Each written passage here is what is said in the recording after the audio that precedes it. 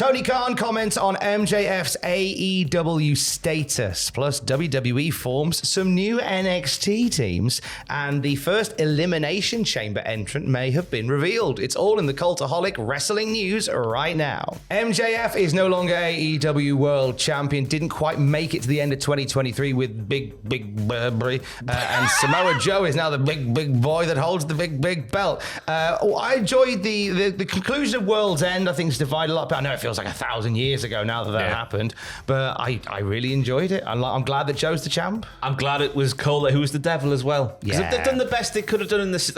Would I have preferred, Adam Cole turning heel at Wembley for a Wembley moment? Yeah, but they didn't do that. Adam Cole got injured. I think from that point on, they made the best of it they could. Did it drag on a little bit too much? Maybe. Am I happy with the result? Yeah. Now, go on, AEW. Get up the AEW. Now, MJF has been removed from AEW's website. This is amidst the ongoing narrative that his contract is up and it's the bidding war of 2024. Officially, he is a free agent, and the fact he's not on the website confirms that beyond any shadow of any kayfabe doubt. Now, the Observer, as we talked about earlier in the week, says an accumulation of injuries may see MJF out of action for the majority of 2024. But Tony Khan spoke to Going Ringside about MJF in particular being removed from the website. I can say that. I'm not going to do that. He says, Tony Khan, I can say that MJF certainly has been a great part of AEW for the first 5 years. And through those 5 years, certainly he's been one of our great homegrown stars. And he's somebody we really value and would love to have MJF in AEW in the future, should the contractual situation allow. Certainly, MJF is somebody we would love to have in AEW going forward. He's been a great wrestler and a great champion for us. I'm just laughing because he said the same thing there in 3 sentences in a row, basically. He's good like that, is Tony Khan. They're very much continuing the story that MJF is now a free agent and he's yet to sign with AEW. I think generally the optics are he has re-signed with AEW, and that's where he will set his stall out. If not, I mean, he's going to spend a year on the subs bench as a free agent. So I think there was still part of what MJF hoped would be that he'd get to this point and be healthy and maybe could consider more options, maybe? I don't know. There probably was one on the table, wasn't there? And he's probably gone, oh, Tony, here's an offer for me. Give me a little bit more there, please, pal. Another bag of money, please. That would be lovely. But MJ obviously was working pretty knackered by the end of his world title run. He was held together by string heading into December. So I'm not surprised that even if he has re-signed or hasn't, he's going to take some time away from the ring just to let his body get back to normal. Yeah, that's one thing, the body getting healthy. But I think the character needs a little bit of a break as well, because he lost it for me. He lost that. I need him to go back to full dick. Not half dick, half nice dick. Full horrible dick. No one's a fan of a half dick.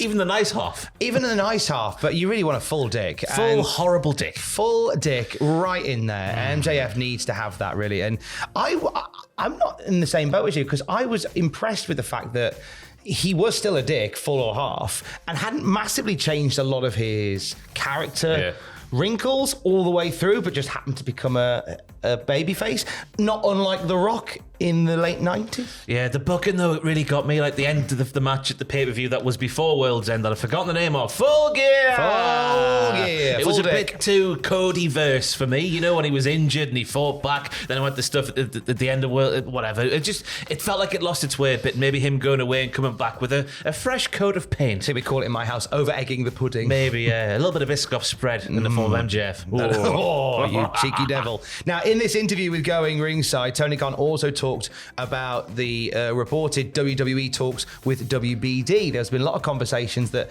WWE, via CM Punk, has had some conversations with Warner Brothers Discovery, who host all of AEW programming. Tony Khan had some thoughts on that as well. It's part of sports, he says. I think everyone discusses contracts and free agency and things of that nature. I think everyone is aware that everybody is going to be talking to everybody in media this coming year. There will be certainly a lot of opportunities. We've had a great history with Warner Brothers Discovery and continue to produce great ratings. We'll be in a very good position next year. I can't see them leaving. Even if they do leave, there's going to be a taker. There's going to be several takers, you'd think. Yeah. Undertakers, overtakers, all the takers. Because it's still a show that does incredibly well on a weekly live ratings number. I know obviously we compare it to what WWE does and stuff like that, but it's certainly a big hitter. Yeah. And it does well. So I think even if they didn't end up staying with WBD, they would go somewhere else, one would have thought. It'd be interesting to see if all 3 shows remain, like the Collision, Rampage, Dynamite, all 3, because we see the Collision and the Rampage ratings especially not being the most favourable, but Dynamite hangs about in there, doesn't it? It does hang about in there just about. And but I'll be interested. Just think this time next year we could be sat here and Raw could be on a Thursday. Oh, that's disgusting. I feel like I need to wash my mouth out. Oh, imagine Raw on a Thursday. Oh, no. Stranger things Come have happened. on now. It happened. They did Raw Thursday a few times in the 90s. Could be all the time if we're not careful. We're looking back on all the WWE pay-per-views of last year, ranked from worst to best on the YouTube channel right now. And there were some great shows last year.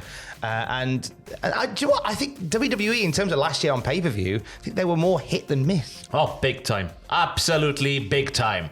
But there was, but obviously they've had years where it's been the other way around. But last year, I mean, check out the list and give us your thoughts on it on the YouTube channel right now. Best show of the year, WrestleMania 39 Saturday for me. What about you? I would probably say the Sunday. Oh, what do you think? Or Backlash in Puerto Rico. Yeah. That's the Bad Bunny's entrance theme there. I thought you were just squeezing several frogs. Bill Bailey playing Metallica on horns. Oh, watch that later today as well on the YouTube. It's great. Now, NXT is back tonight, as is the Dusty Rhodes Classic. Ross, we have some teams on your favourite TV show. Yes, they are my favourite TV show. Nathan Fraser and Axiom are together. Axiom is a sensible boy. Nathan Fraser is an arsehole who can't stop putting his foot in the proverbial poo when there's a wrestler that he's bitching about his stuff behind him. It's a fantastic gimmick, but they are officially now a tag team, as are the big bad bastards who are Bron Breakker and Baron Corbin. Bron Breakker will lead the way with the Baldy just behind him. That's what they did to set up their team on last week's show. But it's been made official, but their opponents have not yet been announced. Big beefy boys. Do you reckon they'll go to the final? I reckon they'll push them through to the final. I think the big B's, they'll be in the final the against... BBC. Against ooh. Oh dear. Oh, wow. Full dick. Oh, it's too early on a Monday, Tom. But they'll face insert babyface tag team here, who I don't think will be Nathan Fraser and Axiom in that role. Well, we'll get to see them have a run out on NXT tomorrow night. Looking ahead, Elimination Chamber in Australia next month. This is very exciting. And Becky Lynch was chatting to The Casual Podcast, presumably whilst reclining. Or wearing Stone Island gear, as football terrorists people like to call themselves sometimes. The Casuals. Get the Beijing. Get the Beijing. She was wearing that whilst reclining. And asked about her plans on the road to WrestleMania. There is a big old premium live event coming up, says Becky Lynch, but first there is Elimination Chamber. Did you know that I've never been inside Elimination Chamber? I've been in many matches, nearly all of the types of matches one could do in a wrestling ring, but I do not have... But I have not like been, she's here. But I have not been inside an Elimination Chamber. So I'm looking at that and thinking maybe it's time Becky Lynch makes her debut in an Elimination Chamber match. Maybe she wins. Maybe she goes on to main event WrestleMania once again. As we're sat here now, is it still going to be Becky versus Rhea Ripley? That seems to be the match that just seems it should happen. I think Becky and Rhea at Mania feels right. So I think we get there by putting Becky in the chamber and having Becky win the chamber. Yeah. What does Rhea do at Elimination Chamber? Oh, whatever she likes, she's home. Who's the biggest? Nia Jax, yeah. Nia Jax beat Becky. I think it's got to be Rhea Ripley, top babyface, overcoming Nia Jax. Yeah. That's how you do it. Andre Slam. Go home. Australia sinks. You could say it writes itself. It does write itself. I need to correct myself there, sorry. Not Andre Slam, Lash Legend on Otis Slam, which is what should take the place of every single Hogan and Andre reference on the programming ever. Love that. I'd love for that in the title card. Just Lash Legend slamming It's an Otis. Unbelievable slam. It's a hell of a slam, and you are a hell of a slam for sticking with us. More wrestling news throughout the day at cultaholic.com. Stay safe. Full dick. Full dick indeed.